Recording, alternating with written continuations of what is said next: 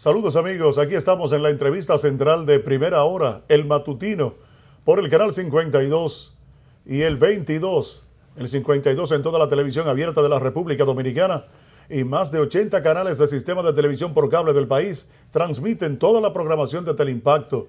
Y nosotros estamos muy contentos porque vamos a compartir en esta mañana con una figura prominente de la política de la República y es para nosotros un grato placer tenerlo aquí en Primera Hora por primera vez. Santiago Cuesta Curi. Nos referimos al licenciado Pelegrín Castillo, quien está en la palestra pública, está en los medios de comunicación, la gente siguiéndolo porque es uno de las personalidades de la vida pública nacional que siempre tiene temas. Porque como se dice, a los medios de comunicación se viene con temas, sí, ¿verdad? Sí. No, es un placer para nosotros y sobre todo que es una desventaja para el Congreso de la República haber perdido al licenciado Pelegrín Castillo, pero lo hemos recuperado en un momento histórico más importante de la que está atravesando el país y del cual él se mantuvo al frente en todo su tiempo en el Congreso, pero ahora lo está haciendo más activo a nivel nacional y con más efectividad y por lo que uno quiere y lo que anhela todos los descendientes que somos de Duarte, Sánchez, Mella y Luperón. Correcto. Así que buenos días, Pelegrín. Muy buenos días, muy contento de estar aquí en compañía de ustedes, con ustedes, enviándole un saludo a los amigos y amigas televidentes de Primera Hora, el matutino. Gracias por la invitación. Muy bien. Estoy debutando aquí con ustedes. Un debut, Sí. pero un debut que va a ser bueno porque hay muchas cosas de las cuales usted maneja muy bien y de las que podemos decir que son los que se mantienen en la palestra, al frente. Así como fue aquella vez que se anunciaba el inicio de los carteles en la República Dominicana, de lo cual nadie creía que era una fábula, especialmente de don Vincho Castillo, aunque le envío un caluroso saludo y de aprecio como siempre. Y es el caso de la problemática que vive el país con los ciudadanos inmigrantes ilegales haitianos y la forma como el gobierno está manejando esto. ¿Cómo lo ve usted? Hay un planteamiento que yo estoy enfatizando mucho en estos tiempos porque quizás el problema más grande de los dominicanos es que no sabemos cuál es el problema. Hablamos de migración, hablamos de frontera, hablamos de sobrecarga de los servicios hospitalarios, hablamos de los problemas de documentación y todo eso son manifestaciones de un problema mucho más profundo.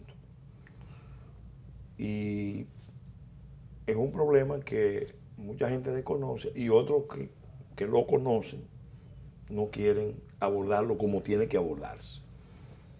Yo digo, sostengo y puedo probar que contra la República Dominicana se está cometiendo un crimen internacional de alta inteligencia dentro de una gran conspiración de silencio.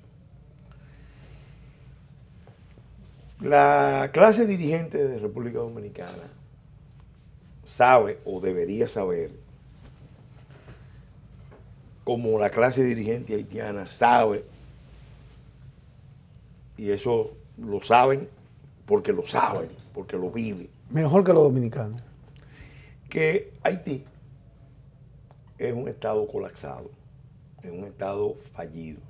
Incluso hay ya hasta planteamientos que se han hecho con mucha seriedad, cuestionándose si alguna vez existió un estado.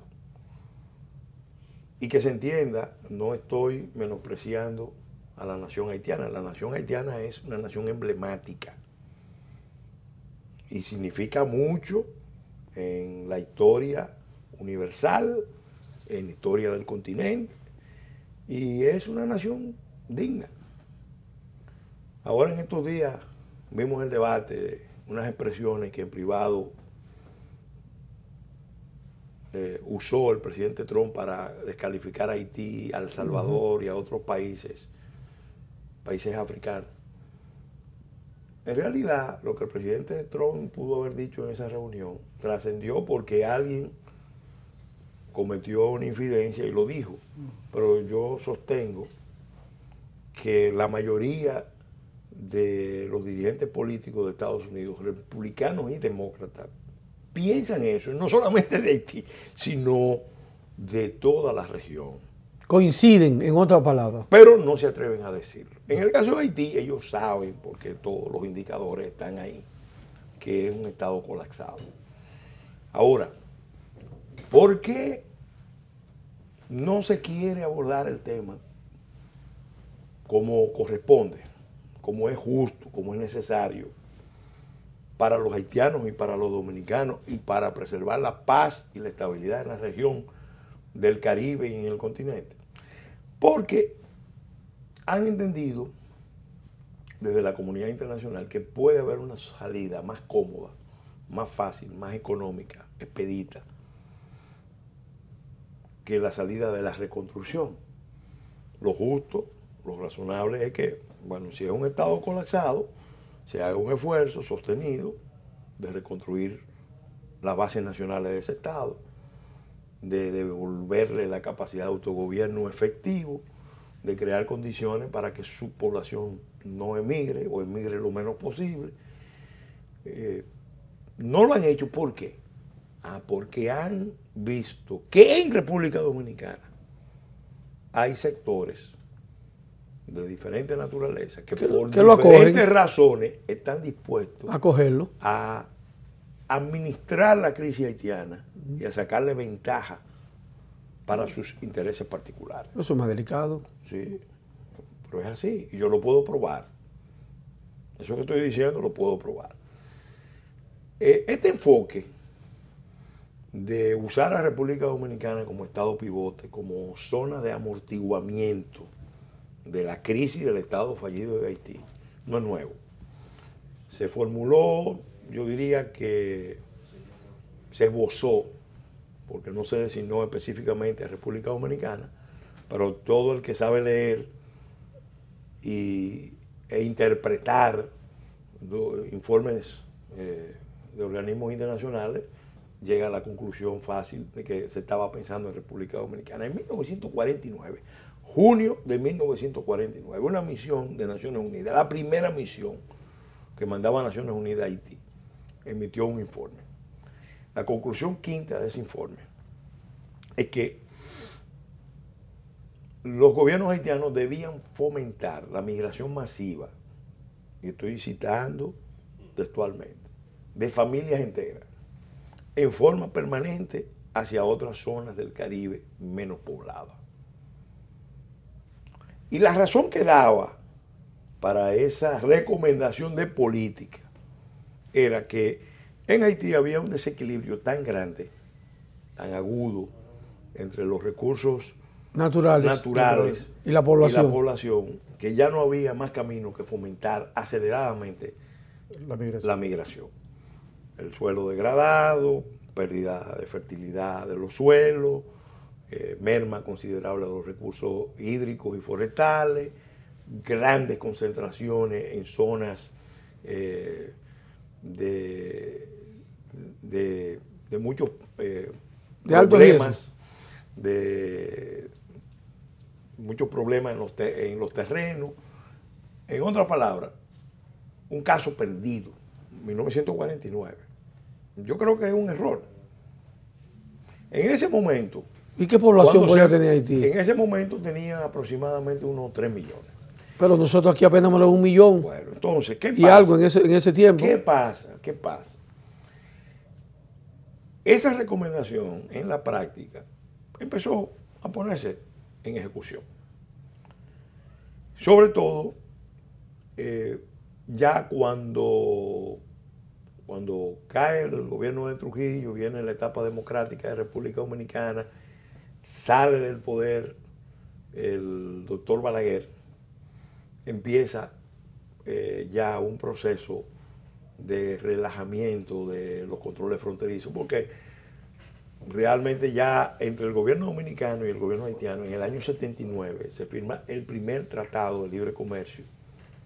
Se firma un tratado de libre comercio del siglo XX. Ese convenio fue, oigan esto, ratificado por el Congreso Dominicano, pero fue rechazado por el Parlamento haitiano. El Parlamento de la dictadura, ¿por qué? Porque los haitianos siempre tuvieron claro de que ellos no iban a abrir su mercado si no tenían unos beneficios claros, netos, en términos migratorios. Mira, en 1970, el presidente vitalicio de Haití, el dictador François Duvalier, envió una misión a República Dominicana ante el doctor Balaguer, encabezada por el canciller Chalmer y el general Cambrón. Y trajeron una propuesta de unos cuantos puntos del gobierno haitiano. ¿Cuál era la propuesta? Bueno, exactamente la propuesta que en el año 1983 el doctor Balaguer consignó en su obra La Isla al Revés. Libre movilidad en la isla, un documento común, un pasaporte común, un ferrocarril Santo Domingo, Puerto Príncipe y otras líneas férreas, una flota común, una línea aérea común, un mercado común, o sea, todo un proceso de integración. En ese momento el doctor Balaguer formó una comisión encabezada por Milton Mesina, estaba Roberto Saladín, y hizo una contrapropuesta limitada. Eso que ustedes han visto ahí de desarrollo de los mercados fronterizos fue quizás esbozado ya por primera vez como propuesta dominicana, abrir comercio en la frontera, lo cual es legítimo y pasa en todas las fronteras donde los estados pretenden tener buena convivencia. Buena convivencia, correcto. Entonces, pero fíjense que los haitianos siempre han tenido esa visión. Cuando cayó la dictadura de Duvalier, vinieron las juntas militares, también los jefes militares haitianos siempre que abordaban el tema insistían con el tema de la migración, porque han sido consecuentes con las recomendaciones de Naciones Unidas y de las potencias. Entonces, ¿qué pasa? Aquí eso se había estado resistiendo, pero cuando se empezó a ceder, ya en vez de frenar, lo que ha hecho es intensificar las presiones. Aquí se negoció Lomé, el ingreso a Lomé en forma conjunta como resultado de esas presiones. Aquí se negoció el DR CASTA con Estados Unidos y Centroamérica, asumiendo el compromiso de que íbamos a crear la zona binacional fronteriza, que no es más que un intento de crear un tercer espacio intermedio en la isla. Porque los Estados Unidos saben perfectamente que Haití es un estado fallido. Miren, yo les voy a contar esto. Por eso cuando yo digo que lo puedo probar... Yo no quiero dejar pasar que dentro de esos acuerdos que usted está diciendo, no puede dejarme de incluir que Venezuela, dentro de los acuerdos petroleros que tiene con República Dominicana, también incluye esa parte.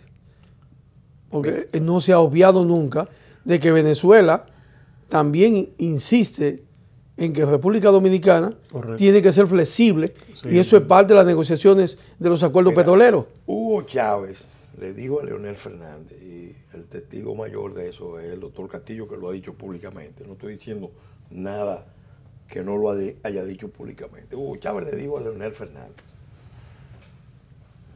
antes del terremoto, después del terremoto, no estoy seguro la fecha: Leonel, en Haití no hay Estado ni nada que se le parezca. ¿Por qué? Por eso mismo.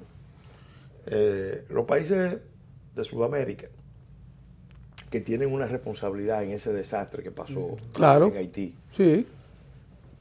al igual que las potencias coloniales y son corresponsables todos, como Estados Unidos, han entendido que no vale la pena hacer un esfuerzo serio de reconstrucción de Haití en Haití.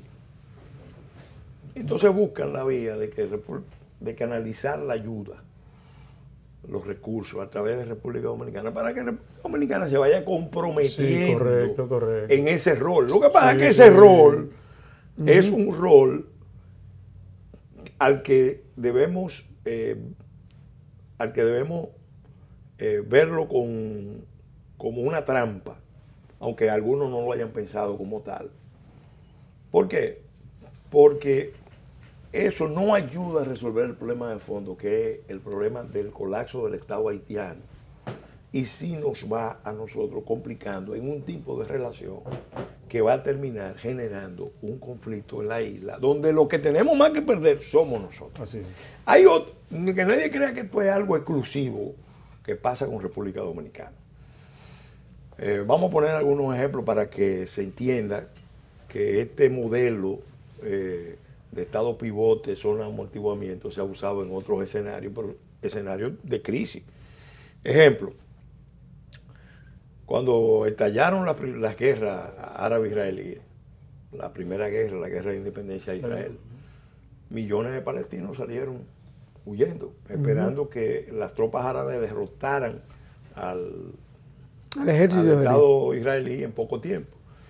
Bueno, resulta que ganó Israel, ganó su independencia, y millones de palestinos, cientos de miles de palestinos, en ese momento eran cientos de miles, quedaron en Jordania y en el Líbano. En los hechos, Jordania y el Líbano se convirtieron en una zona de estado pivote, de amortiguamiento, de una crisis internacional provocada por una guerra. Otro ejemplo importante, quizá ejemplo clásico, un estado débil como es Pakistán, pero débil con armas nucleares. Ese estado ha estado hace años soportando la crisis del estado afgano, de Afganistán. Cuando se produjo la invasión soviética, el afgano y el sirio. quien recibió el impacto fue Pakistán.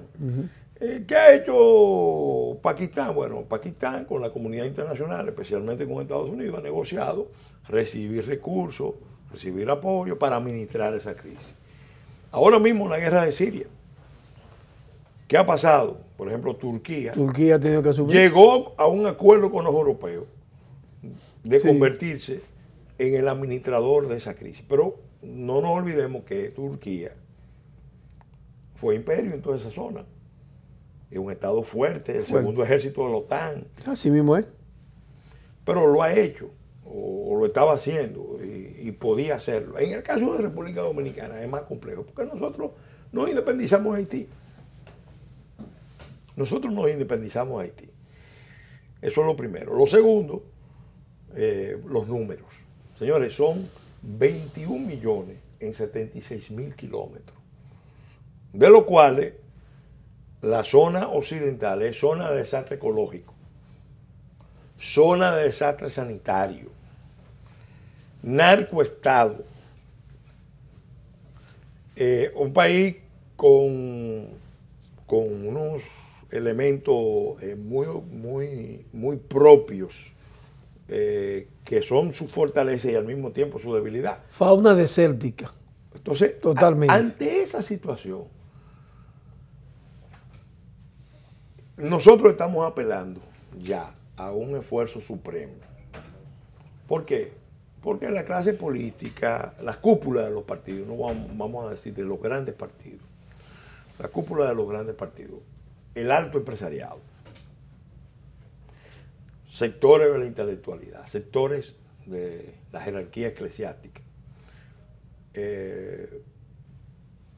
sectores militares, de una u otra manera, en los hechos han asumido ese papel. Entonces tiene que venir un movimiento nacional, popular, que levante con arrojo, con valentía, con inteligencia la soberanía del país.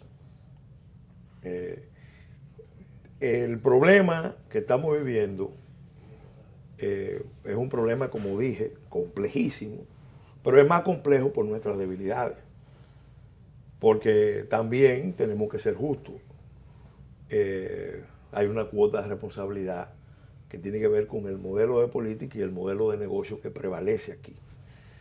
Yo digo que lo puedo también probar por mi experiencia en el Congreso, en la fundación de un ministerio estratégico. Realmente, efectivamente, parte de los problemas que nosotros tenemos tiene que ver con el hecho de que el Estado dominicano no funciona como Estado. De que las clases dirigentes del país no asumen de manera seria, consecuente, responsable,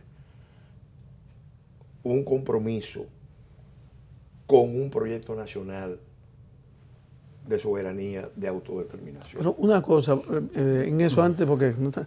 Pero óyeme esto, Henchi. Si en Haití es un Estado fallido, porque no hay Estado, y si el de República Dominicana Es débil. es un Estado débil, estamos hablando de que dentro de las dos islas no hay un Estado con coherencia. Entonces ahí está el mayor problema que tenemos. Bueno. Un Estado fallido allí y un Estado débil aquí. Yo le voy a poner un Entonces ejemplo. cualquier cosa puede pasar. Le voy a poner un ejemplo. Licenciado, una brevísima pausa, nada más, ahí mismo, y seguimos. Seguimos más adelante.